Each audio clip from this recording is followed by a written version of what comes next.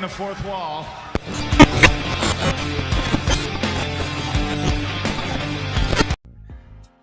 Greetings and salutations, everyone, and welcome to the Dirt Sheet Radio NXT Post-Show Rewind for July the 16th, 2024. I am Tyler, the pro wrestling hipster, joined tonight with... You would never know it, but I am here. CJ Carter, back in audio form for the people that enjoy listening to DSR, not necessarily watching it, but here anyways. I love NXT. Let's do it. The dulcet tones of CJ Carter, ladies and gentlemen. And we are here tonight to talk about with NXT. The smooth jazz wafting through the airwaves into your Tuesday night. Smooth Canadian jazz. Y'all didn't know that had its own genre, but it does. It really does. Canadian jazz is literally just me and Caesar standing on like a cliff going bwah, bwah, bwah, bwah, like just trumpet noises. And that'll sell. It'll sell. Yeah. Straight to the top of iTunes, straight to the top. But we as much as I love number jazz, 2 behind I Believe in Joe Hendry. But great segue into tonight's NXT show. We will be talking about Joe Hendry here in a little bit. First, of course, we will cover tonight's main event. But before we even get into tonight's main event, how can we talk about NXT without talking about our amazing partners at comicbookclick.com? That's comicbookclick.com/dirtsheetradio for all of your pop culture, comic book, and professional wrestling needs. Live updates, lots of articles, lots of fun. Make your homepage. Check it out multiple times a day, just like CJ and I do. Not because we're legally obligated, but because we love to do it. So you should too. Go check it out. Not right this very second after the show, of course. But when you do go check it out, you should also check out our latest sponsor, NordVPN, where if you sign up for 1 full year of NordVPN, you will get 72% off that first month signing up through our site. So go do that, check it out. Never let them know where you're coming from on the internet. Keep it a secret. Use the WWE network in Canada. It's a better deal than the one in the US, so NordVPN. But we are here to talk about NXT, and we are going to talk about tonight's main event for the North American Championship. Obafemi taking on Duke Hudson. Duke Hudson gave it his all. He pushed Oba to his limit tonight. Great showing. But when it was all said and done, the ruler stood tall, retaining the North American title in just about 11 and a half minutes. CJ Brotherman, what did you think of tonight's main event? Hell of a match. This was absolutely my match of the night for sure. I wasn't expecting Duke Hudson to win, but the fact that he had such an amazing showing against Obafemi is good for him, and I'd say good for Chase U. I felt like I was expecting something to happen after the match, though. Like, because this was the main event, it felt like it needed a big sort of blow off thing, which we got after the match. There was a bit of a not pre-recorded, but they cut to Brooks Jensen and Josh Briggs afterwards, setting up a no DQ match between themselves for next week. But this match I thought was great. I would have loved to see I would love to see them run this back later on down the road. Yeah, absolutely. This is one of his best singles showings for sure. We've said it before. I think that Duke definitely has a future on the main roster. Not with this gimmick, not with the Chase U gimmick. I don't know, what they could do with him repackage-wise, but I think he is going to be main roster bound eventually. He's got the size, he's got a good look, he's good on the mic. The intensity he showed on the mic, last week was fantastic. He's got main roster future in him, and I'm wondering if this is going to be one of the last kind of big singles things he does before moving up in the future. You know, it's funny talking about gimmicks because they did air a video hyping up Duke Hudson before this match, and I had completely forgotten that he came in with that gambler gimmick. Mm-hmm. So that was a neat little callback moment tonight too. And this is something that I've kind of hinted at wanting to talk about in the past, but does NXT have a problem with creating main event brand like gimmicks? Like, are they hampered by these gimmicks that don't work outside the isolated bubble of NXT? I think they're moving away from that now. A year ago, the answer was a much larger yes. I think some of the things that still lean that direction are some of the older acts that they're still using, such as Chase U. Chase U's been going on for a long time down there, and that is from an older era of NXT at this point.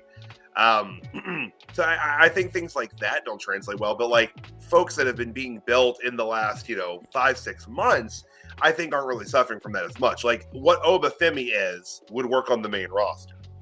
Like Obafemi would work literally anywhere and everywhere.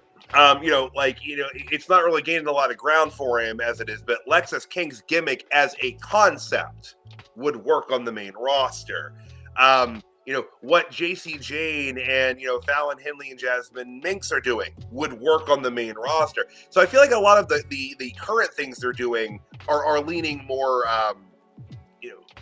into a camp that would be easily transferable, but some of the other stuff doesn't transfer well. I think the family, when it leans a little more cartoony, wouldn't have worked. I think what they're kind of doing with the family now would work a little bit better if they wanted to do that. But again, like, before they started to kind of transition the Dawn into being a little more serious, I wouldn't have said that would have worked on the main roster.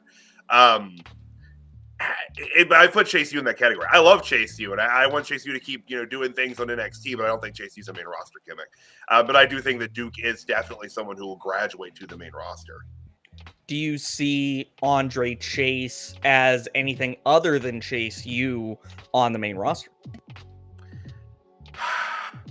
He looked great in Heatwave. We talked about how fantastic he was in the ring in that match. I had no idea that he had that level of in-ring ability in him until then. But I have a hard time seeing him as anything but Andre Chase at this point. But that's just because that's literally all I've ever seen him as. I've only ever seen him work as Andre Chase. And I like what he does down there. And I like what Chase U offers to NXT in general. It's almost an instant, bit of credibility, a little elevation is being associated with Chase U. But I don't know if I could see him doing anything else. I don't know. But then I also feel kind of bad saying like I'm shackling you to NXT. But is that even a bad thing either? Like being an NXT lifer is not necessarily a bad row to hoe. No, it's definitely got a good alumni of NXT lifers. Like, I mean, I still think of Johnny Gargano and Tommaso Ciampa as NXT guys. So I think I don't like the idea of a lifer in NXT nowadays. Because of how often we're seeing main roster stars coming down to NXT, right. It almost feels like if I were in that situation where I'm in like a career rehab situation, I don't know if I wouldn't just say, let me go, let me do something else. And because Dijak should have been a main roster star. I'm still bummed out that they released him and that they still haven't done anything substantial with a good number of NXT call-ups in recent years. Like we still laugh, but I mean, Odyssey Jones hasn't been seen in 2 years. Yeah, no. So every week, ahead of Raw and NXT, I always write a little previews with what's been announced and whatnot, and I always have some little questions that I like to kind of posit at the end of the write-up. And on Raw every single week for weeks and weeks. My last question is, where the fuck is Odyssey Jones? And we have not gotten that answer yet. And just for the record, if you don't read them, one of the recurring questions for NXT is whether or not Booker T will have a full-blown aneurysm when Trick Williams comes out. although now I need to update that to Lola Vice. If Lola Vice is going to have an aneurysm? Oh, no, I Booker T is going to have an aneurysm. I was like, why would Lola Vice have an aneurysm every time Trick Williams comes to the ring? No, Lash Legend almost did, though. So... Well, she looked like she was about to have an aneurysm when Ashante Adonis came up. Yeah, we'll talk about that until Oro Master Blocker ran into the room. But there's an issue, and some of the Twitter comments aren't coming up where they should. So I guess I'll ask you guys for her. But Lauren asks, as a non-TNA follower, can you please help her understand why she should care about Joe Hendry? Joe Hendry he's one of those characters for me where he just is able to connect so well with the wrestling fandom. He's so in tune with what the people want, and it's so original that I think a lot of people just gravitate towards him. He's very good in the ring. Like, I've been impressed with Joe Hendry in TNA, and even his match with teaming with Trick Williams last week was really good. So I'm glad they're making the most of this NXT TNA partnership to really give Joe Hendry a solid push. If they ever wind up getting their hands on Orange Cassidy, I think that's another guy that this version of NXT really gets it. Like, they get why people like the people that they do, and I think that would be another instance like Joe Hendry, where people just get behind him and push him to the moon because they just have that connection. Yeah, he is someone who thrives off of that audience connection. He even said in an interview when he got into wrestling, that's kind of how he came about it. He started with that connection before anything else. I think he said he got into wrestling through video games, actually. He didn't really grow up like as an indentured fan, as a lot of us have. But that being said, he's taken to it very well. The amount of charisma that he has is astonishing. He's a fun character, and if you want to see some really creative things, go back and find a lot of his parody songs that he did in preparation to facing opponents when he was wrestling in Scotland, particularly the parody of Blue that he did when he was facing Drew McIntyre. I'm Drew Dabba-dee Dabba-doo. You know, it's a good time, guys. I'm partial to the Pokemon theme song myself. Oh my god, that was fantastic. Yeah, that involves Pikachu potentially shanking someone and then having to flee and getting away with murder. It's fantastic. But he's so creative, and he's an example of one of those wrestlers that when you say, "Hey, you've got 5 minutes, go do it," he's gonna give it his all. He's gonna put on a good show every time. But I think he's one of those, and like CJ, like you said, he is good in the ring, but I think he is one of those guys that leans character first, and then it's the ring. The ring is the kind of the icing on the cake for him. But he's an absolute character. He's a lot of fun. And there's he's fuck. I had something and now it's just gone. I hate when that happens. Fuck. It'll come back. I was gonna say, it's a weird thing to say. It's just like, if you don't care about Joe Hendry right at this second, give it 3 weeks. Mm-hmm. You probably will. He can't even say that we'll talk about tonight, but he was on commentary earlier this evening, but he kind of said that to Booker T. He's like, if you don't like the song yet, just hear it like 5 more times and you're going to love it. I have had that song stuck in my head on average I would say at least 5 times a week. Yeah, I'm not gonna say every day, but especially when I'm getting ready for NXT, I'm just sitting there going, "Say his name." Oh, god damn it! I've been I don't want to say rickrolling because it's Hendry, but I've been rickrolling the wife with Joe Hendry's theme for a few weeks now. But you know, and even she gets it. I will say, she, as someone who's, you know, the casualist of wrestling fans, did say, you know, when she saw Joe Hendry, the first thing she said was, "Wow, what a charming smile he has." Really though. Yeah. Like, even just that sort of like that look up into the corner of his eye, that smile that John's got on the screen right now, like, that is so endearing. And it really just, it's kind of like a puppy in the way that you like them because they're cute, you know, like, that's a cute smile. Like, that's a how cute could glance. you be mad at that? How can you be mad at that face? How? It's impossible. Like, Plus, they should he's have Joe, Scottish. they should have Joe Hendry give people bad news, but not like the Wade Barrett kind of way, but like legitimately. Like, if you've got to, like, it's like, "Oh, I'm sorry, your car's totaled." Like, I'll be, "Oh, it's fine, Joe. Thanks. Your insurance not even going to cover it." You know what? I'm good with a hug. Let's just call it a hug, and that's all good. I'll get another car. Easy peasy. But CJ, Ben, anything else on the main event, or shall we hop around to the top of the show? No, I think that's all I've got for the main event, anyways. All right. So tonight's NXT came to us, as it typically does, from the Performance Center down in Florida. And tonight's NXT opened with 6-man tag action. We had the reunited Rascals taking on Gallus. The Radicals pick up the win here in just about 12 minutes in what was a fantastic opening match. It went from 0 to 100 in the first 10 seconds. The pace was quick. The action was hard. My only complaint is that this match happened already. And I'm hoping they can find a way to run it back, because there's about 5 more combinations of Gallus and the Rascals that I would like to see happen.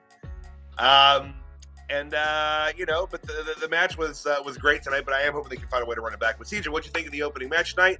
The Rascals' reception at NXT, and how did I look? I was so bummed that I wasn't on the show last week for the Rascals, like, actual reunion.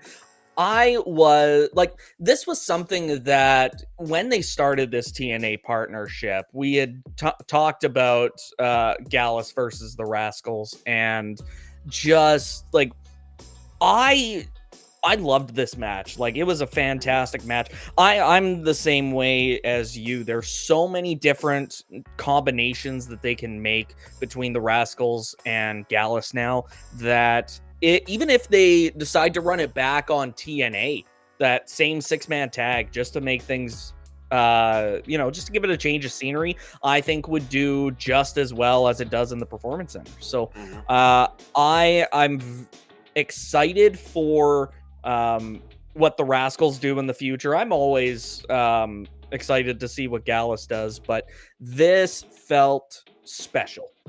You know, like, because of the history with Wes Lee and you know, his former I can't remember what his name used to be in NXT, but I love the reference that Vic gave when Booker asked who he was. He's like, "Well, if you've watched the program before, you know who he is." Do your research, watch some tape. Exactly. And yeah, of course, we saw Joe Hendry in the clip on the screen. He came out for commentary in the second half of the match. They're definitely doing something between Gallus and Joe Hendry. So, I mean, that, I might. CJ, I didn't know. I actually caught TNA live this past week, and they had Charlie Dempsey wrestle Zachary Wentz. And after the match, the Miles jumped Wentz, and his name fell on my head. Nita? Or the other Rascal. Oh, Wes Lee? No, not Wes. The Trey Miguel. Oh, thank you, Trey. Jesus. They're from Ohio. Have some respect. I know. His name is on the screen. It's in that tweet. Oh, is it? Oh, That's man. horrible. Is it? Yeah. Right under the. In my defense, I'm leaning pretty far back. My computer screen is about 3 feet away from me. And it's pretty tiny. Well, now I can see. I'm sorry, Trey. And the thing was, last week, Trey's name was the only one I could remember. So I don't know what's up with that. So it balances out. Yeah, it all evens out. But but after the match, there was some shenanigans, and they implied very heavily that was going to be the direction the match was going. So that'll be coming up on Thursday night. Even with that match, like, I'm fine with Kushida teaming with the Rascals, but why not have Wes Lee in there? Yeah, like that's I get wanting to change it up a little bit, really make the most out of the TNA partnership, but if you're building up to the Rascals are reunited, this is so cool, but you're not actually making the most of it, then what are you doing? Yeah. My assumption, till the announcement was like, oh, they're going to get Wes Lee over there, but maybe they're building to that. I'm sure, like, this talent exchange is very, very far from over, and there's still a lot to be done. But, it's cool though that they're doing that. The No Quarter Catch crew popping over. Charlie Dempsey's everywhere right now, which is awesome for them. I just as a quick aside. Also on TNA, and they brought it up on the show tonight, but Izzy Dame got a match against Jordan Grace Thursday night as well, which was pretty solid. Well, good for her. Hopefully she has a good showing. She did. I didn't realize. I don't know why. I didn't realize how tall Izzy Dame was until like she was with Jordan Grace, but she's very, very tall. Well, and even her match tonight, which we'll talk about a little later, I was surprised to see. I was surprised to see how tall she was too. And yes, it was Joe Hendry on commentary. And Joe Hendry is very good on commentary, despite what Booker T says. Booker T on commentary is like the third man when Joe was out there. Yeah, it's Booker was healing hard at Joe Hendry. But CJ, man, anything else on the Radicals and Gallus tonight? The who? The Radicals and the Gallus match. The Rascals? Oh, sorry, God. I mean, we've been talking about it. Are you okay? He's actually said the Radicals the entire time. Have I? Why haven't I corrected me once yet? I thought it was cute. I didn't notice. I thought I missed heard the Rascals. 2000s as well. Yeah, I no joke. I actually have Radicals written in my notes in 3 separate spaces. I only have Rascals twice. I have Rascals the first 2 times, and it's Radicals every single time after. Every single time. The consummate professional is very diligent in his notes. Yeah, this is what happens when you've been a wrestling fan for this long and you've had to compartmentalize so much information about professional wrestling. Oh, yeah. Yeah. No one corrected me in that long. What?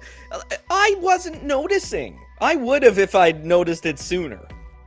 And I did correct you eventually. It's true. I feel like this is more passable than when I had mixed up Jackie Redmond and Kathy Kelly that time. So. What was the Facebook autocorrect that got you a few months ago? Oh, that was North American champion Obama Femi. Oh, yeah, that was Obama Femi. Which that's still a meme somewhere kicking around, guys. But Obama Femi. I'm literally like that's like Barack it's like Dwayne Barack Obama or yeah, whatever that meme was. Good times. But I digress. Anything else on the Rascals and Gallus? Yeah, I don't think I have anything. I guess since we're talking about Gallus, did you want to talk about their run-in with Joe Hendry? Yeah, we'll go ahead and Later hit on in that the real night? quick. Yeah. Yeah. Go ahead and hit that. Because I kind of alluded to it a little bit earlier. They were building to this Gallus Joe Hendry feud, which it really feels like it's mostly Joe Coffey that has the problem with him, because like been calling him the fake Scotsman and all this other stuff. And I love the like real life integration of Joe Hendry's entrance theme into him actually appearing. It's a nice sort of wink wink sort of thing. Like obviously he doesn't actually have the ability for his music to precede him, but Right. if he did, wouldn't that just be the best? It would. It's The a best fun little- superpower ever. It would be, and is it wrong that like I absolutely love it in the context of NXT, but if they did something like that on the main roster, I would find it hokey and annoying. And that's another problem that NXT has, because I think they found an audience with their hokey stuff, and I think that's why it doesn't translate well onto the main roster, because if an NXT fan watches Raw or SmackDown, they get it. If someone who Right. hasn't watched NXT is watching going, who the fuck is this nutsack? Like, that, I think, is why Katana Chance and Caden Carter are still struggling to find a foothold on Raw. They had the smoke guns out for a bit, but like they don't have the same reaction from the crowd that they got in the Performance Center. Yeah, that is true. I said this last night on the rewind, but like I also think that weirdly they suffer from not having an actual name as a team, Like a team name, yeah. Yeah, it's their names are kind of similar, and they don't actually have a team name. It's like you guys come up with something. You've been on the main roster for a while. I mean, hell, even like KC Squared. Just something, anything. At this point, I'll just take just something that makes them appear as a cohesive unit. But yeah. So I dig the little jokiness and tongue-in-cheek stuff they do with his entrance theme, and yeah, he's definitely going to be rolling against Gallus here in going forward. Also, in the little recap video they did, they talked about his match his teaming with Trick Williams last week. He narrated it, which I thought was a fun little touch too. Oh yeah, there was there must have been a little bit of a missed cue, because that video definitely cut him off while he was talking. Well, I mean, if Joe Hendry's going to get cut off by anyone, it might as well be Better Joe be Hendry. himself. Yeah. But backstage, going on back to the live rundown of the show, Kelly Kincaid was interviewing Andre Chase and Riley Osborne regarding Duke Hudson's match that we discussed at the top of the show. I dug this quick little interview segment, just hyping it up. I feel like NXT does a very, very good job of squeezing in these quick interview segments between matches, which just gives someone, even if it's just 25, 45 seconds, it gives them that little bit of opportunity just to show a little bit more character, get a little bit more, rep time in on a microphone. And I think that's very important. I love that they, do such a good job of that. Mm-hmm. But, yeah, I don't have much to add to that. So. It was a quick interview segment. But let's see. So moving on, we had Ethan Page trying to talk with Ava, but he was quickly charged at by Oro Mensah, and he took to the corner very quickly. It was fantastic. I love that Ethan Page is obviously good in the ring, but also can play kind of like chicken shit pretty well too. And it works to his benefit to hit all those angles. But yeah, just continuing the build between Oro and Ethan. We'll have a little more talk about that later as well. CJ, how you feeling with what they're doing here with Oro in this singles push? Well, and I mean, obviously it's going to result in a title match somewhere down the road. Even if Ava doesn't see him as a championship contender right now. I think that's definitely what's going to happen next week. They got Ashante versus Oro, so I'm sure there will be some title stakes added to the match. But I love that they're pushing Oro while Noam is injured. Like they haven't done much with Lash Legend since the most recent pay-per-view. They haven't done much with Jakara at all. Even this week, like the segment with them and Ashante in the back was not worth their time. I would say. So I would like to see them doing more. Hopefully this is the precursor to that. Yeah. What is wrong with waffles, Malik? Obafemi's a waffle guy. I don't know if you saw that or not, but Oba on his Instagram put forward a poll regarding pancakes or waffles, and he was disappointed that pancakes won with 60 or 61% of the vote. I would be too. Yeah, and Oba has no respect for French toast, by the way. For those curious, he just absolutely for it. That one I can't get on board with. French toast is fantastic, especially if you just add. Like, I'm not going to argue with him. Yeah. Oh, yeah. I'll argue with him all day. I will look directly up into his 6'11", however fucking tall he is, eyes. 6'21". He doesn't get. You just got to bring up. Where's your accent, Oba? Why are you fighting me? You got this. Yeah, there was a funny clip this week of an NXT Level Up promo from Obafemi with no accent. Oh, really? Check. Yeah. Wow. Many responses. It's just we're just a photo. Well, that's fair. Weren't you Jamaican like a week ago? You can't. And as for waffles versus pancakes, you can't eat pancakes with chicken strips. It doesn't hit the same like waffles do. Waffles work for more than one meal. And I don't mean that in the you can eat pancakes for dinner too way. I mean like waffles can actually be a different meal. That's true. Just so much easier to deal with. Cleanup, frankly. So I would scramble up that poll so fast, I tell you.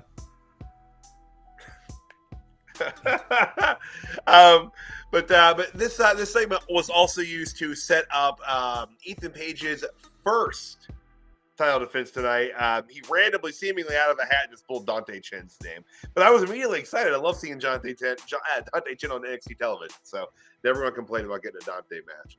But from there, we had Roxanne Perez, one of the announced segments going into tonight's program. Roxanne Perez making her way to the ring. She said she was going to have something to say regarding her challengers for her title. She hit a lot of points here, and she hit a couple big names. She brought up Julia's name and Stephanie Vacker's name as well. And then she also brought up who is her next challenger, which is THEA Hale. CJ, what do you think of the promo here, Roxanne's side, and then obviously THEA coming out? We'll discuss her in a second. But how do you think Roxanne's doing on the mic nowadays? The delivery's been better, but the message has been the same. You know, that whole nobody's on my level, I'm the best because I'm the champ sort of heel take. Right. And it just fell flat with me. Like I wanted more. Like I don't have a problem with Roxanne trying to claim she's the best. Like obviously she's the champ, but the substance behind the promo wasn't anything differently than what we've seen since TNA started teaming with NXT. Malik, I see you in those comments, man. Party Pooper CJ never leaves. He's just always around. Sometimes just a little bit more vocal at other times, sometimes than others.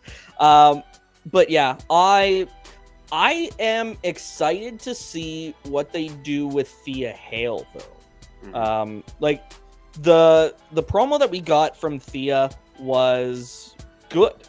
You know, like I'm used to seeing the overly excited, rah chase you Thea Hale. This was I'm actually growing into myself sort of promo from Thea Hale. So even just going back to the chase you on the main roster, if they put Andre Chase and Thea Hale and still kept them chase you, waving the chase you banner, I can see that doing well on the main roster. Maybe not setting up classrooms in every arena that they're in, but you know, the idea of chase you in spirit, just having a campus wherever they go, that could work. But I think NXT is the best place for Thea Hale. And I'm in no rush to see her get to the main roster. Hopefully they make her look really good in this title match with Roxanne. Yeah, this is I think this is an important match for her. This is, you know, I think they're going to have a lot of, you know, eyes on her, and she's going to have to, you know, show it. This is I don't know where, it'll probably be somewhere in the middle of the card, presumably. As you know, obviously, you know, they're going to try to build her up here for a couple weeks, but she's not a legitimate threat to Roxanne's title. But the match should be good, and if she has a good showing, I think that's going to determine kind of where she's at on the card for the next few months. You know, if she, you know, looks you know, exceedingly good here, they could fast track her into a feud with Kalani for the North American title. Who was the champion when Thea got her first crack at the title? Do you remember? I don't think it was Roxanne, but I also don't think it was Lyra. Was it Tiffany? It would have had to have been Tiffany if it wasn't Lyra. Because it definitely wouldn't have been Becky Lynch. Yeah, no, there was no Thea Hale Becky Lynch match. No. I would think Tiffany. I would think it was Tiffany. Yeah. So that would have been, let's say, it was still 2023, obviously. How much has Thea Hale grown, do you think, in that time? Is she more ready now for an NXT title run in your eyes? I don't think she's quite there yet. I think she's, you know, definitely stepping in that direction more week by week. Like you said, like the promo she gave here tonight was really, really good. It was a more kind of tamped down version of this character for her. Still has that intensity there, but it was a little more reserved. But no, I don't think she's quite there yet. It was a match against Tiffany Stratton. It was Tiffany. Okay, so it was. Thank you. It was Tiffany. So it was Tiffany. So, but she's come a long way in that amount of time. I think both in ring and, you know, as a character. But again, that being said, I don't think she's quite there yet. Well, that's fair. But part of the reason I'm saying that is because I haven't really seen her turn it up in a marquee match of that level. So, you know, after this match with Roxanne, I could be, you know, singing a different tune. That being said, I'm a big supporter of Thea Hale. I think Thea Hale's got a bright future ahead of her. She's very, very young. But, you know, I'll have to kind of pepper my opinion with what happens in that match. And that's fair. It's definitely something that, like you said, it's going to be a very important match for her. Very well could be a make or break moment if she ever gets another singles push again. Yeah. Or at least for, you know, the time being. I really feel like, you know, NXT is one of those places where someone can, you know, fall a little short in a showing and still be given that opportunity to start to turn it around. Oh yeah, like I mean, we'll talk more about it later on. But I mean, that's where I still have a problem with Gallus and Anderson and Mi Chin still hanging out in NXT. But we'll talk more about that in a little bit. Just a bit. But so anything else on Perez and Hale as it stands? No, I think they're. Did they say where the match is happening? I don't. Be at the Bash? I don't believe they stated that outright, but that is my assumption, is that it'll be at the Bash. Like, we're only a couple weeks away from night one of the Great American Bash. Right. Well, and I mean, I get that, but they didn't do much with him when he was still on SmackDown fighting Cody Rhodes. Like, they were just more background dressing. So even if AJ was on SmackDown right now, I don't know that Gallows and Anderson would be. Yeah, I don't know. They've been kind of mainstays in NXT for a little longer than they probably needed to have been, but or wanted to be. Right, or wanted to be, yeah. But moving people who not necessarily need to be on NXT to people who are on NXT for good reasons still and working their way up there. We had Kelly Kincaid talking with Kalani Jordan. Speaking of people who had a little bit of a rough start in the role that has been bestowed upon them, but I think she is turning around as the inaugural Women's North American Champion. But she has been interviewed by Kelly Kincaid. And during the course of the interview, she caught the attention of Wendy Chu with her headless doll, which enjoying that. But CJ, what do you think? Actually, we'll get to Wendy Chu in a second. We'll start with Kalani Jordan. How do you think Jordan's coming along as champion? I know we talked about the kind of rough start she's had, but how do you think she's faring now? I mean, it's still kind of early to tell whether her title reign is going to be a success or not. I think she's definitely making the best of it, but I think there needs to be a real big program for her to really bring this first title reign, first North American champion to really mean something. I don't know that Wendy Chu is going to be that rivalry, mostly because I'm still not sold on heel Wendy. I think that, and we'll talk more about her and that doll and reuniting it with its head later on and what that means for the women's North American title division. But I think there's still something missing. And I don't know that Wendy Chu adds that something to this feud, but we'll see. It's literally only been teased so far, so we'll have to wait and see how it goes. Yeah, absolutely. Before the next match started, we also had Kelly Kincaid talking to Lola Vice backstage. And during the course of that interview, the trio of Fallon Henley, JC Jane, and Jasmine Nix, again, talking about things that need names. Let's get a name for this grouping. But they approached Vice, and this set up for Vice taking on JC Jane later tonight.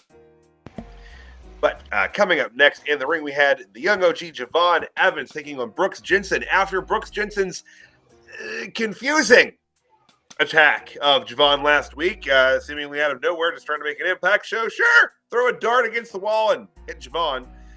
So Javon's still a little banged up from that attack, taking on Brooks tonight. Javon picking up the win in 8 minutes and 58 seconds. I gotta say, Brooks looked pretty damn good in the match here tonight.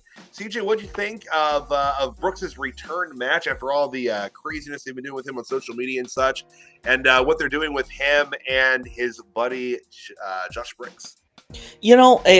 I hope they're. I was genuinely surprised that Evans won this match. I thought they were going to take this opportunity to get Jensen,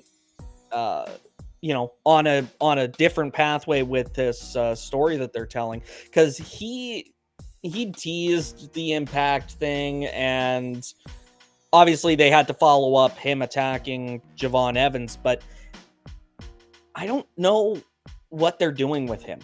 Like, nothing they're doing with Brooks Jensen right now feels like it's good for him.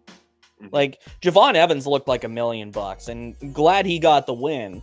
But we knew that he was going to be a standout, and he was going to find success in NXT. He's just that charismatic, that impressive. And Brooks Jensen was that way when he and Josh Briggs were teaming together more. But I don't know if this is kind of leaning on that Ridge Holland seeking redemption sort of storyline. Like, they're not leaning into he wants forgiveness or a second chance or anything. He's still very much battling his demons and making that everybody's problem. So It's another one where they kind of have to ride this line really delicately. Like the thing with Ridge Holland's gimmick being, he hurts people, and then every time they bring it up, somebody actually gets injured. So for them to talk about him dealing with alcohol issues since being fired, that's another sort of really tricky area to walk. So hopefully they do it justice, and hopefully they don't make me hate Brooks Jensen as much as I hated Ridge Holland. Right, and that's fair. I mean, it's similar to how on the main roster we had talked about the Alpha Academy angle being a very well done, nuanced story of abuse. So I have faith that they can tell a story that deep. But it's certainly off to an interesting start here. And I mean, next week, as we talked about at the end of the show, they set up for Jensen and Briggs in an ODQ match next week. I mean, Jensen has to win that match, right? I think so. Like, they even said, they even had Josh Briggs say, hey, you don't want this match. Remember what happened last time. And because it's no DQ, I think what's either going to happen is Jensen's going to win, or he's going to get another loss and attack Briggs after the match. Yeah. Like, obviously they are going for a hard heel Brooks Jensen and a hard face Josh Briggs. Yeah. How they get there, I imagine we'll see next week. Yeah, we'll see. I think I'm looking forward to the match. Hopefully they can turn it up and put on a good spectacle there.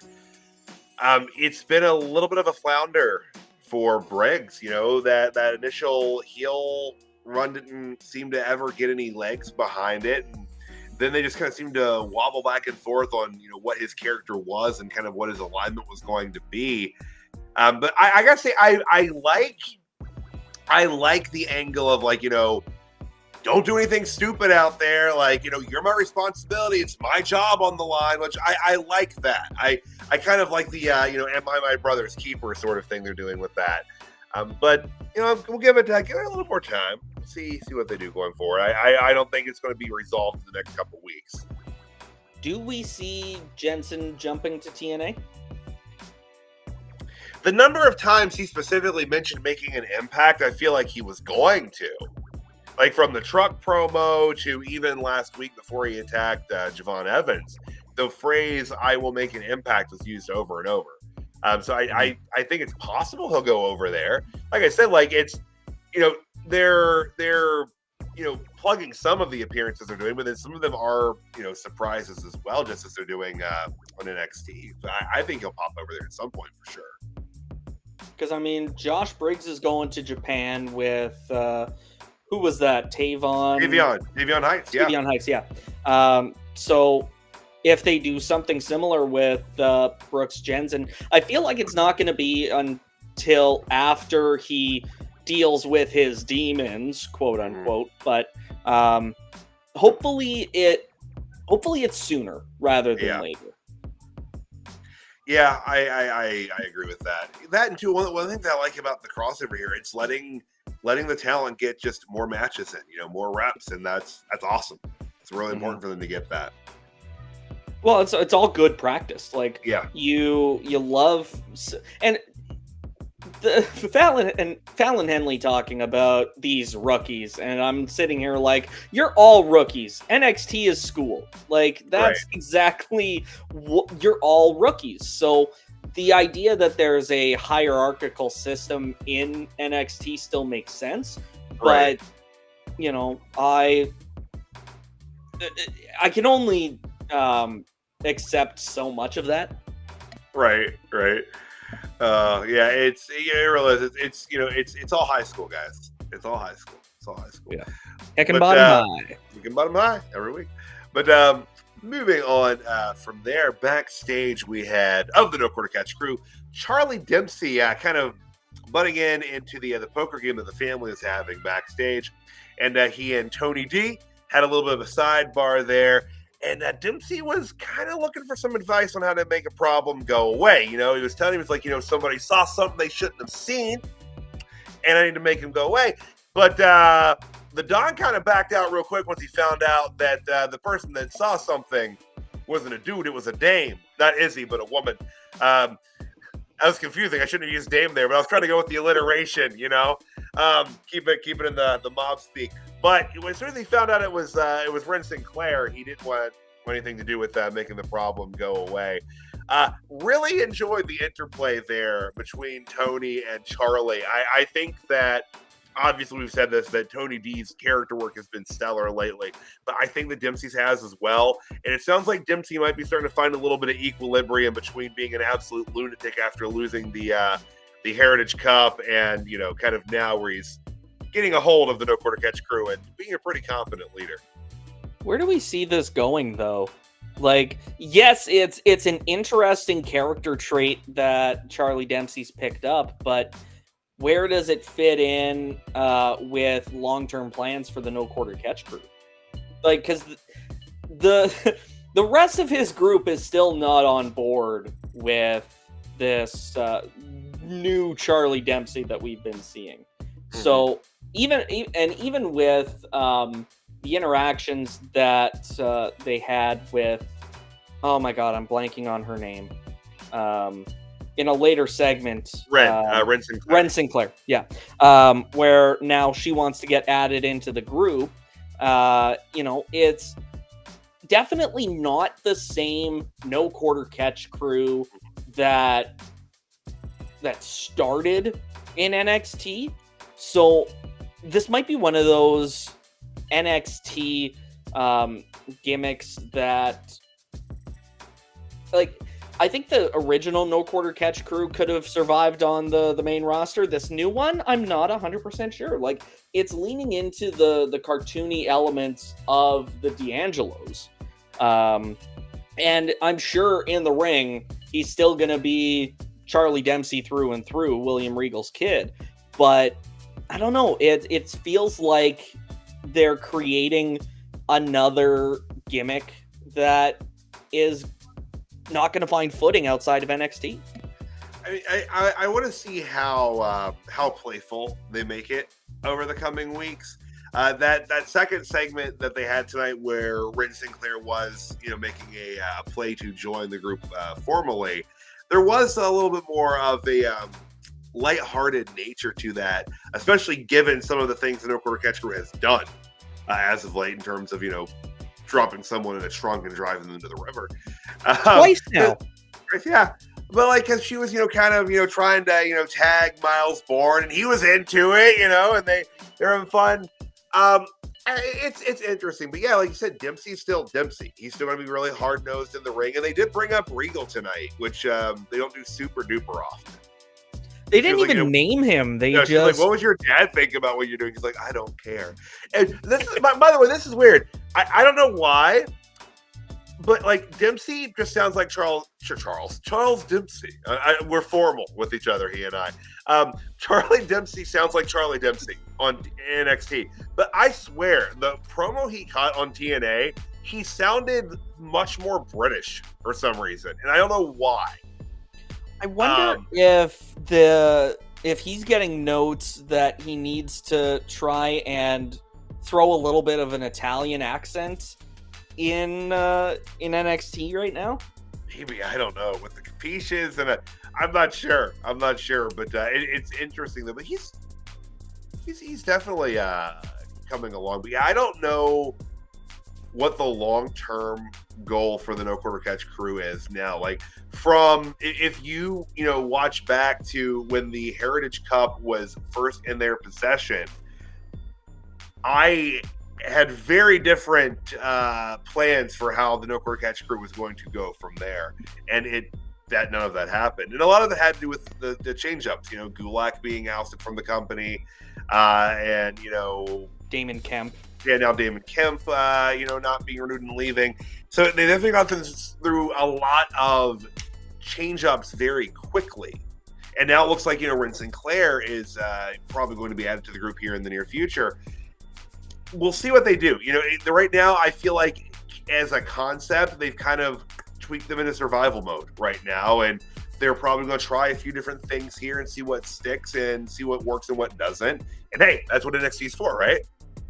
Oh yeah, they're the hick and bottom high. So let's all learn and grow together. That's what we do. It's a real adventure where we get to see the stars of NXT become better. They almost level up in a sense. It's like a level up adventure. It is. And y'all, the show's coming. It is coming. This is getting into Brockus territory now. This is like Veer is coming level of Veer. Fucking Emelina. But no, it is coming. It is coming. This weekend just life was lifing this weekend, and work things got kind of in the way for us. But we did actually watch it. I had notes. We had some but yeah, it's good, guys. But that is coming this weekend. We are going to get that recorded out there. So if you can't get enough NXT, good news. There's going to be more NXT coming your way. So. Yeah, there is. Right, Molly? Thank you. But Molly's excited for it. She is. She is clearly very awake right now for that. You know what I bet Molly is also excited for? The Cold Case Project on YouTube. Every single week, new episodes going up. Check them out on their YouTube channel. And be sure to catch the Major Issues show every Thursday as well. You can check out our Shopify store, the Dirt Sheet Radio home online, where you can get all your DSR cool merch and all that fun stuff. And if you happen to go to monk.com, enter promo code DSR10, you get 10% off your organic handheld essential oil diffusers. Those are pretty cool. They smell good. And Delphin Pod shows available everywhere podcasts are found as well. So if you can't catch us live, you can catch us on the Delphin Pod network or on our socials. It's all over the place. CJ, master of the plug, the Billy Mays of the seamless transition. Seamless. But always popping in with the plugs there. Speaking of pops, by the way, Sarah Schreiber, when she approached Dante Chen backstage, did you hear that reaction that Dante Chen got when he hit the screen? Holy cow, they have a star on their hands. Like he's like so over already. I feel like we haven't really gotten to see him really open up yet either down there. So I'm excited for him because of the reaction he's already getting. What do you think is the likelihood of him getting another NXT title shot before the end of the year?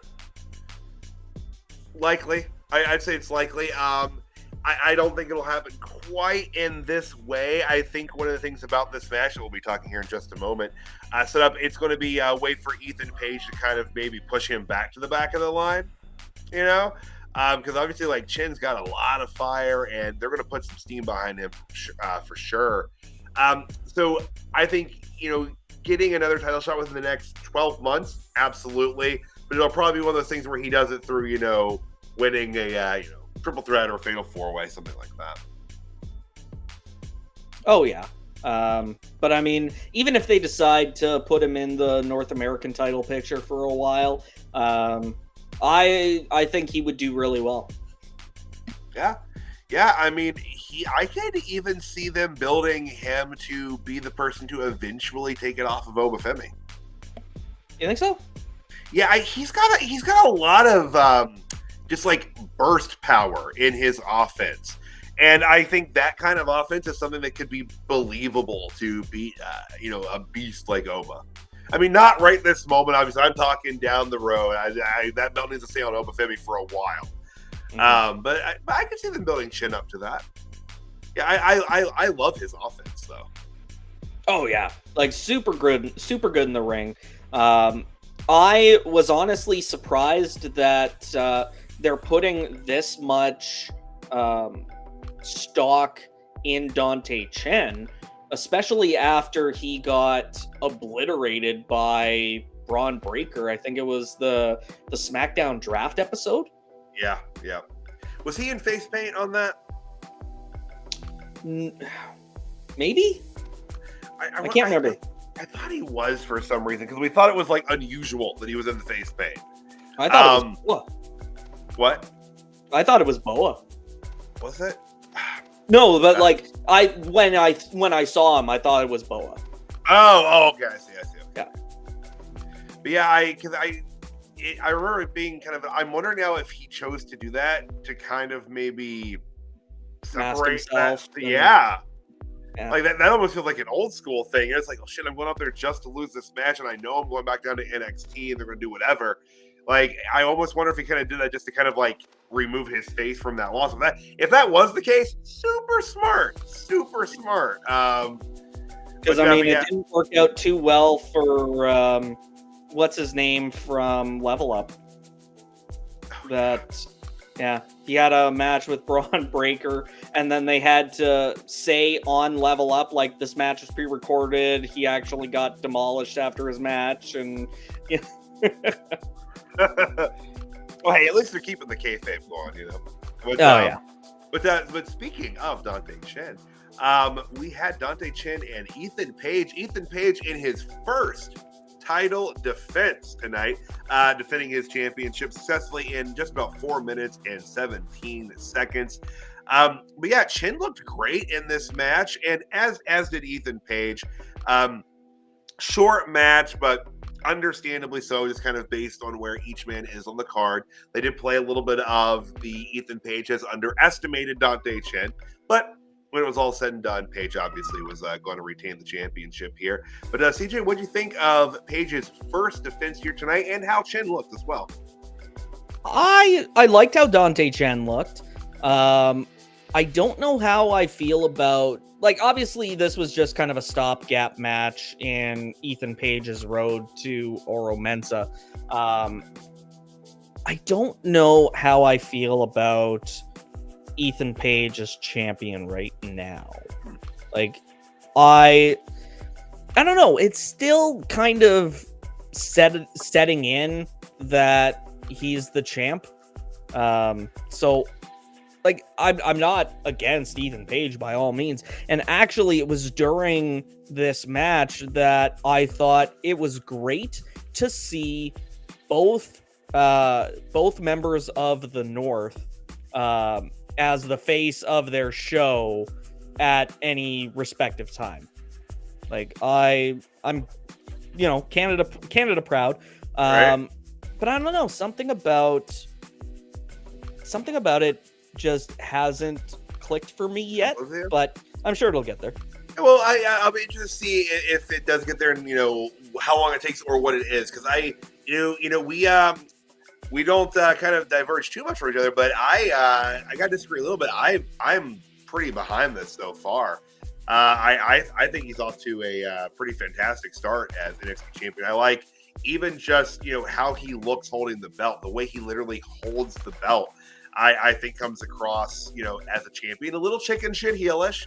But also that's a little bit peppered. I've been an Ethan Page guy for a long time. So there probably is a little bit of that, kind of peppering how I feel about it as well. I was going to mention the way he holds that title, very much like Cody Rhodes.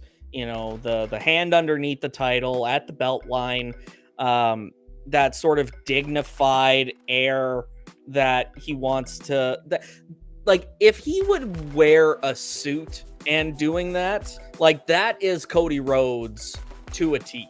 Right, but instead he's wearing Joe Bahama and Hawaiian shirts and holding it like that. It's an interesting dichotomy. It's obnoxious as hell. Well, and especially when he smiles and then, points while doing it, like that in itself is like when kids do that and they're actually cute. And then when Ethan Page does it, it just elevates his heel character. I don't know, something about NXT champion Ethan Page, it sounds good, but I'm still just trying to wrap my head around it. Well, we're only a couple weeks into it, really, so we'll see. We'll see how you feel by summer's end, if he's still the champion by then, which I kind of figure he will be. But, I also kind of figure he will be, even if they do the match against Oro at the Bash. I don't see Ethan Page losing.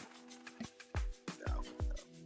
But yeah, they probably will do that. As mentioned, Oro kind of ran in there after the match, and they brawled a bit there. They really are giving Oro a good push here while Noam is away on injury. Another reason why I think that Ethan will retain if he is wrestling Oro at the Bash, I think he has to hold this belt at least long enough for Noam Dar to come back and get a shot. I agree. That would be a really good payoff, especially since we didn't know who was attacking Metaphor backstage. So, yeah, it feels like Oro's getting his shot when Noam comes back. Even if the title's not on the line, it feels like they have to get that feud going whenever Noam's cleared. Yeah, agreed.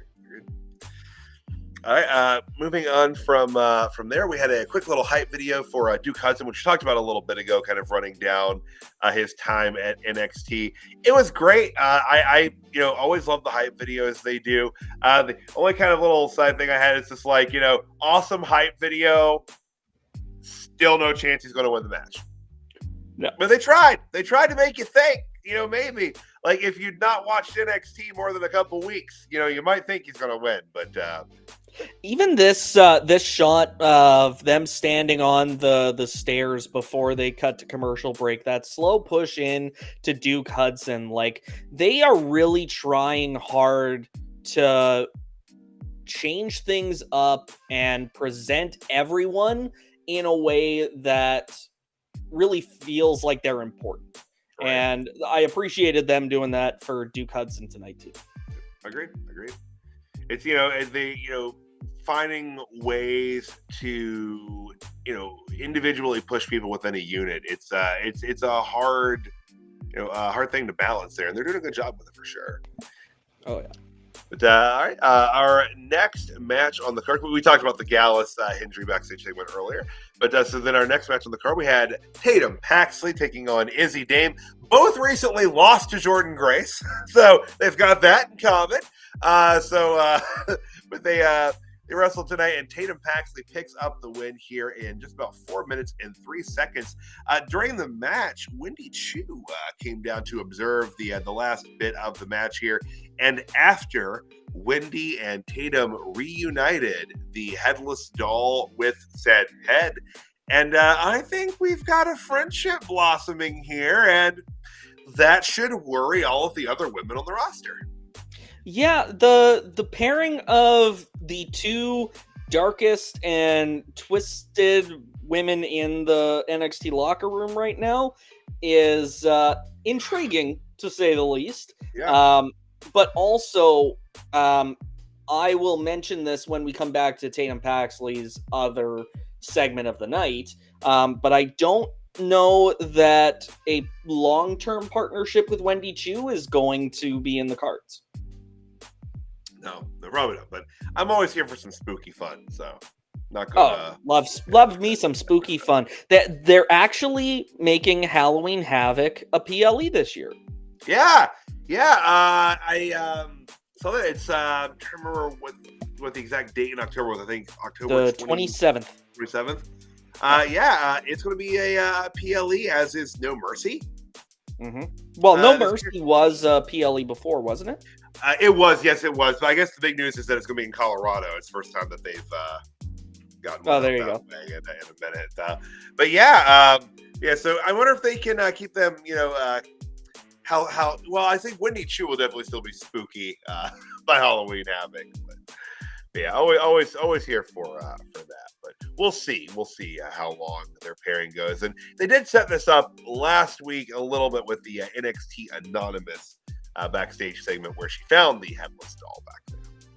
But speaking of backstage and things being cut off, Ashante the Adonis was back there trying to hit on Jakara Jackson and Lash Legend, and he was quickly stopped. Quickly stopped. Just blocked. Yeah. Ashante was, and this is of course setting up for his match next week with Oro. This is actually really funny to me because in real life, NXT is in the PC full of hormonal young fine people, and essentially if you were to go to NXT, you would not be blamed if you had a reaction like Ashanti did walking down that hallway.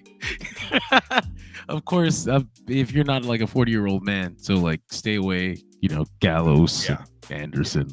Weird. It's weird for you guys, but and Ridge, stay the fuck away from Thea Hale. Thea Hale. It's definitely like a weird student teacher type of relationship. Yeah, I don't like it. But Oro dropping the block down on poor Ashante. Jakara looked into it though. Yeah. So we'll see, kind of how that goes forward for him. I'm sure we'll see what happens in that match next week. We'll see if she gets involved in that. And we'll see how many times I call Ashante the Adonis Adrian Adonis. I don't think they promoted his match with the in his name anymore. I think he's just Ashante Adonis now. You know what? I think you're right about that.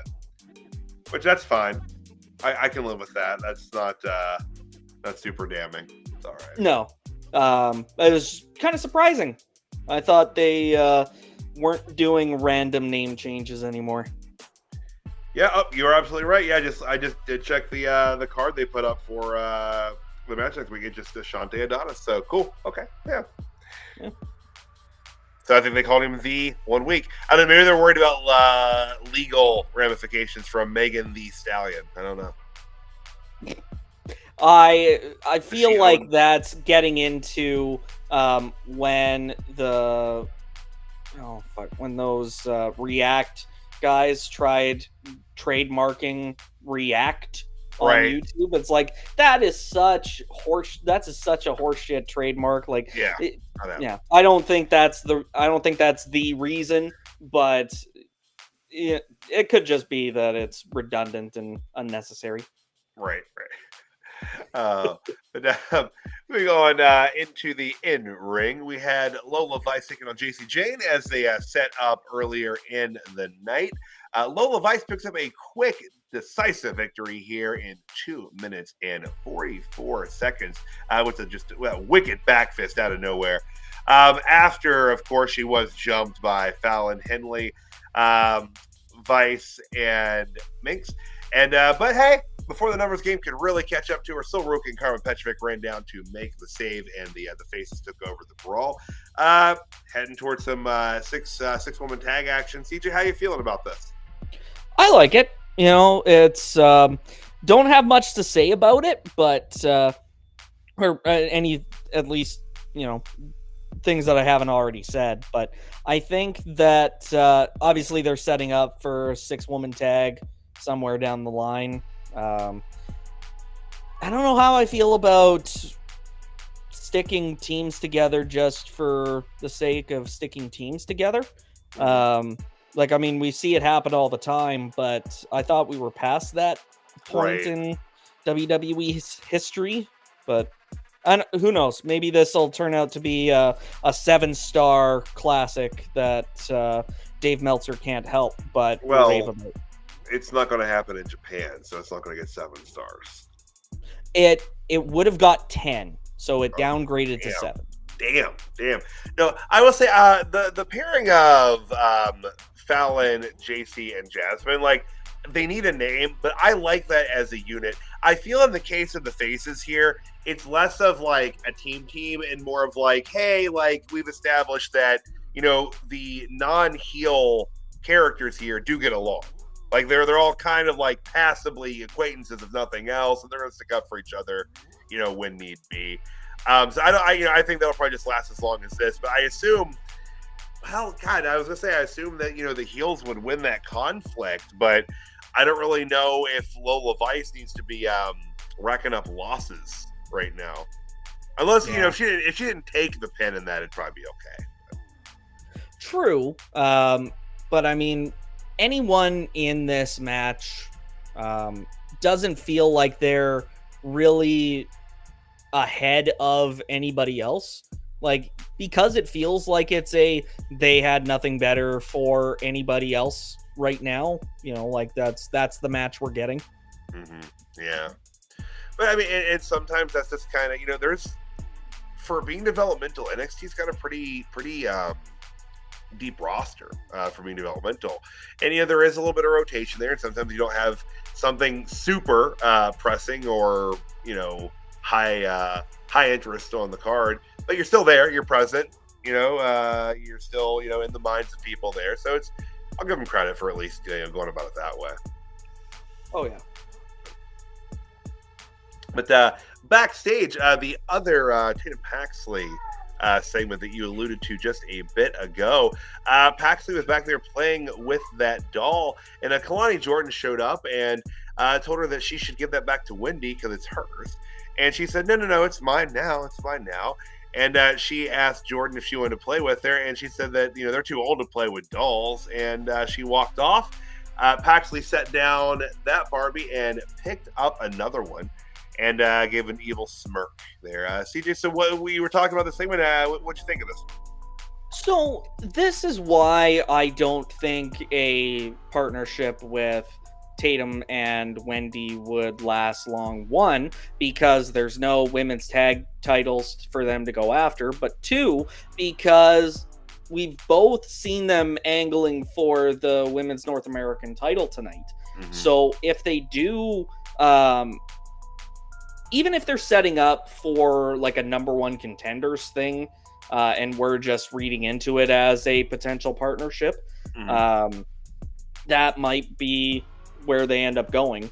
But yeah, I think they you know what, Tatum Paxley's fascination might be more with the with Kalani, based on how she reacted picking up that doll. But if this is where they're headed, then I'm fine with that. But another triple threat match is where I feel like they might be going with this. Those North American titles just can't stay away from triple threat matches. Yeah, it's true. That's they really set a big precedent with that, with most of Oba's defenses there. But yeah, I mean, a lot of Tatum's motivation does seem to be tied into championship belts as well, which I get that. Belts are awesome, I understand. But yeah, we'll see what they do going forward. And we say this, like you said, like, the long term of appearing with her and Wendy, like, yeah, there are no NXT Women's Tag Team Championships, and there should be. Oh, absolutely, there should Sorry. be. I Like, glare they every never- time I say it, but they should have never have taken them away and merged them with the main roster women's tag titles. I don't understand. I didn't understand why they did it then, and I don't understand now why they did it. But we need belts back. Come on, Shawn. Absolutely, they should have. They should have had NXT Women's Champions this whole time, or Tag Team Champions this whole time. Mm-hmm. Yep, absolutely. Especially like the women's roster is just so good and so deep in NXT. They need them, and like people watching, CJ, and you know this too. I'm not someone who's like really big on like let's add more belts, but like they need to be there. The roster screams for those belts to exist, and like I can easily posit multiple tag teams for programs that can feud over these, which would give a lot of TV time to people that aren't really doing anything meaningful otherwise. Oh yeah, like, and nothing wrong with the 6-woman tag match that we were talking about before, but like let's put some stakes behind it. Yeah. There's no reason why they couldn't have women teaming up for tag titles. Yeah, absolutely. Would love to see that happen. Would love to see that. So before the next match we will be discussing, we had Ethan Page. It looks like he was on his way out of the building, and an unseen interviewer was inquiring about what happened earlier in the night with the fight with Oro and the visual pinfall that Oro got over NXT Champion All Ego Ethan Page, and he repeatedly, adamantly declared, he didn't pin me. Didn't count. Didn't pin me. But yeah, I like the setup they're doing here. I look forward to the match they will inevitably have in the very near future. But yeah, CJ, what'd you think, man? Real quick little segment here, but how'd you think Page came across? Well, the chicken shit heel was very much shining through the I can't think of the word that I want to use, but I mean, like the whole, Oro didn't bother me, him getting my shoulders down, it didn't count. Like, yeah, I think I've said all I can think of about where this feud is headed. Right on. Well, that will take us in to the last match that we will be discussing this evening. We had 6-person tag action, the entirety of the OC meet shit included, taking on the entirety of OTM, Jada Parker included. Fantastic 6-person tag match here. I don't often say this regarding matches that involve Gallus and Anderson, but I wish this had gone longer than 6 minutes. My biggest problem with this, which I also kind of alluded to earlier, like OTM and that other team that they beat, Tyreek and Tyson. Yeah. They are like, what are they doing? Like they had some momentum heading into their first match, and now they're being left off TV. I don't know if they just weren't ready for main NXT as opposed to Level Up, but I also think the Gallus and Anderson beating these NXT teams isn't helping these teams. Mm-hmm. Like, No. how they're trying to, if they're trying to build up these teams, then they gotta work something. Yeah, I think, and I'm not, trying to, armchair book too heavily on certain things like this, but, I like this feud as designed to build up OTM, especially, considering how over Jada Parker is. And they're trying to capitalize on Jada Parker's popularity and give some of that to the rest of OTM. And OTM needs to pick up some fucking wins to do that. And wins over Gallus and Anderson, obviously they had the upset victory last week, which is what led into this here. But this match if you didn't want to book OTM to win it, then you need to book a non-finish, which I don't scream typically like, give me a non-finish. I think, most of the time matches should have, a winner and a loser. But this is a situation where a non-finish, I think, would have worked here instead of having them lose. And then you can, lead into, doing whatever, like tornado tag or whatever you're planning to do next.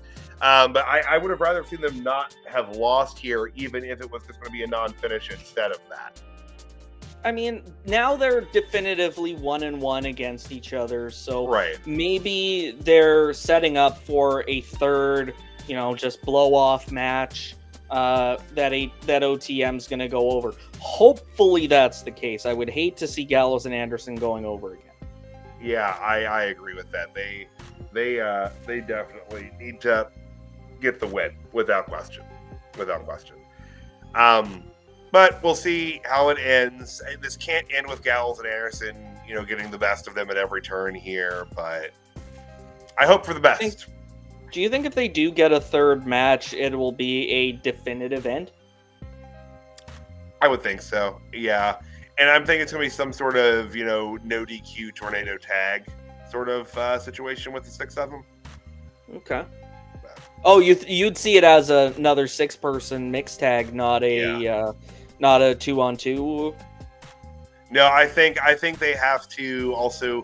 I mean, unless they blow off Michin and Jada as a one-on-one thing instead of a team unit, but or giving them a spot in the tag team match. Right. Because I mean, they're definitely, Booker said that this fight's really it started with them, and I think they've been the crux of it. Obviously, I think I don't want to speak for everybody, but I think a lot of people find much more interest in Jada and Michin as a feud than the rest of OTM and the OC. Yeah. No, I believe that too, and I think it's partly because of how much support Jada Parker has. Yeah, and that's nothing against Nema and Price. I just think that Jada Parker has just covered a lot more ground a lot more quickly than they have. Oh, for sure. But I think they were also hampered by having Scripps in their corner initially too. Yeah. But it's definitely they're coming along, and we'll see what the future holds for them. Let's see here. Other than the main event, there was a quick little vignette they showed. Eddie Thorpe was DJing and attacked by Alexis King during his set that he was spinning. And CJ, Eddie Thorpe's a DJ now. Well, and I knew that he was a DJ when he started with NXT originally. And it just wasn't a facet of his character that they were leaning into. It seems like that is the way they're going now, especially after last week. Yeah.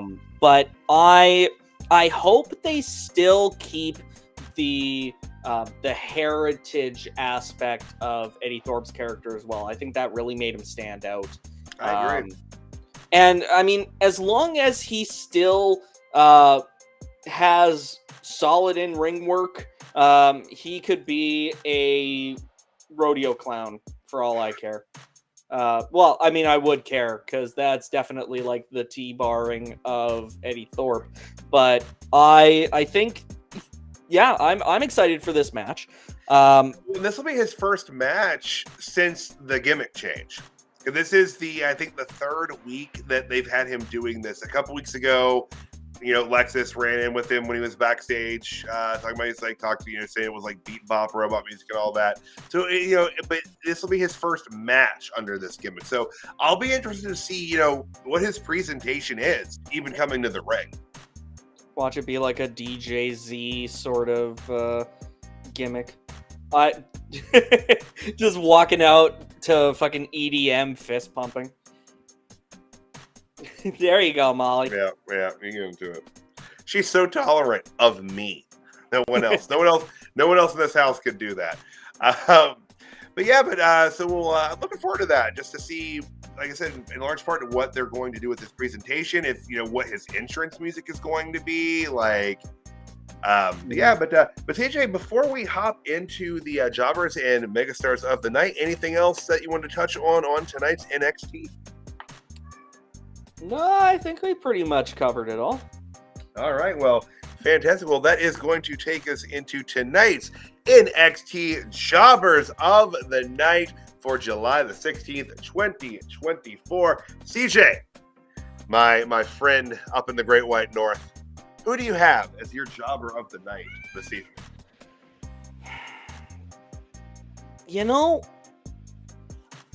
I don't know. I don't have a jobber offhand.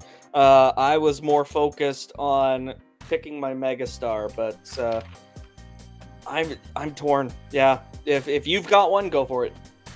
I really didn't have anybody that I felt fully fell into the jobber category.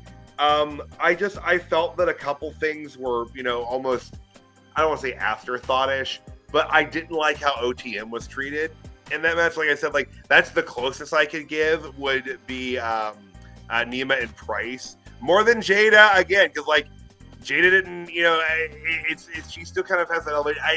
OTM, I don't know. I've had a hard time picking jobbers for NXT the last couple weeks, but if I have to put someone in that, it'd be OTM. But it's just really kind of how they were treated. I don't think they should have lost that match. If you didn't want them to win, book an unfinished tonight, Shawn. But yeah, that's the closest I can give. Otherwise, I think everyone looked pretty good. Like I said, I often feel like there's one or two people that fall into that afterthought category, but no one really fell into that category tonight either. Everyone that, got screen time used it pretty well, and the show flowed well. I don't know. I feel pressured to find a jobber often, but I don't know. Maybe there's no shame in not really having one ready to roll. I mean, that's fair. I was trying to not pick OTM for that same reason, because I knew, it wasn't fair in the sense of what we usually pick jobbers for. But it's like you said, there's no textbook definition of a jobber on this show. Yeah. I might just have to stay OTM and just hope they get the win against Gallus and Anderson later on down the road. Yep. Agreed. Well, then let's move into the positive light with the NXT megastar of the night this evening. So CJ Man, you didn't really have a jobber there. Who do you have as megastar? I was so excited for tonight solely because I wanted to see the Rascals reunite. And it was like they never took any time off. They were, or it's like they never broke up in the first place. All their moves together were so fluid, so natural. And Gallus was a great first opponent for them. So I'm looking forward to seeing the evolution of this reunited Rascals for sure. Yeah, absolutely, man. Great choice. It was a hell of a start to the show, man. Just a shot of adrenaline right off the rip there. And fantastic first match back for them as a group. And I look forward to what they do with them going forward. Crowd loved it. We loved it. Just a pure shot of adrenaline. Now, I will say I had to kick around a few different names here tonight, and I couldn't really settle on one. It's also a group here, but it's kind of split into them individually. Chase U tonight for me stood out, and it was really Rich Holland's performance. Or sorry, not Rich Holland, Jesus. Wow, that's Rich how you know Holland I'm tired. We've really come full circle. Yeah. Sorry. Duke Hudson's performance tonight against Obafemi. Obviously, no one thought he was going to win that match. but he really stood out and he really showed, I think, main roster ability for sure tonight in that match, and he looked like $1 million. And Thea Hale also in her interview segment with Roxanne Perez, I thought she came across very good. She came across with that babyface fire. It wasn't as over the top and cartoony, and she showed that she can kind of translate that raw, intense character to something a little more serious. And I think that, you know, what she does in that match is obviously yet to be shown. But I want to give it to both really Duke and Thea tonight. But, you know, Chase, you as a grouping, but them individually are my megastars of the night. Fair choice. But guys, that is NXT in a nutshell here this evening. And folks, if you enjoyed watching this and listening to us here tonight, I have wonderful news for you. This isn't the only time of the week we do this. We do this every night of the week, y'all. We are here Monday nights breaking down Raw for you. We are here Tuesday nights, obviously, breaking down NXT. We're going to be here on Wednesday nights breaking down AEW Dynamite. We're here every Thursday talking TNA Impact. And, of course, we're here on Fridays talking Friday Night SmackDown. We're here for PLEs on the weekends when those occur. And also, if you're up late on Wednesdays, tune in live. But otherwise, do what I do. Thursday mornings, check out the DSR flagship show every Thursday morning that is posted. Also, part of the DSR family on Sundays, the 3NP podcast posted every Sunday. Check that out. And y'all, coming this weekend, it's happening. It is happening. The NXT Level Up adventure with me and CJ. We have been talking about it. Fear is coming, y'all. Hell or high water, as my great grandma used to say. This show is coming your way. So enjoy more wonderful NXT content as well. But CJ, before we hop off here tonight, brother, tell the folks out there where they can find you and where they can see you next. Well, you can find me currently in my room. I'll be hitting the town later, so if you care to come out and join me, you're more than welcome to. I'm not going to tell you where I am. You just have to hope to run into me. Otherwise, I'm on Twitter at CJCarter22. I try to be here whenever I can, Monday, Tuesday, Friday. Big fan of WWE programming, and I love just shooting the shit, talking wrestling with you, Malik, Caesar, John, whole DSR crew. You're all great. We are. You know, I often don't want to start a us chant, but we are pretty awesome people, guys. It's true. Us. I was part of an us chant WrestleMania weekend of WrestleMania 30. It was a beautiful thing. Nice. Yeah. But CJ, you're all around here, man. Ever present on the DSR live streams. Hey, I'm here every Tuesday night with CJ and often Malik as well, and I'm here Monday nights with Caesar and sometimes CJ as well, and sometimes John when he pops in the background there. But it's always a good time, and you know, PLEs when we can do it. Again, like I said, CJ and I will be popping some NXT Level Up your way this week. It's gonna be a fun time, guys. It's a good show. Seriously, if you've got 28 minutes over the weekend, watch Level Up. It's a well done, tight half-hour program. Usually 3 matches, couple little interviews in there. It's solid work, guys, and it's a good time. So check it out if you're not. And you know, and if you're not watching it, at least listen to us talk about it. It's main event without the fluff. So if you really like watching wrestling matches, you'll love Level Up. Yeah. It's a good time, guys. But hey, I want to give a big thank you to everyone out there that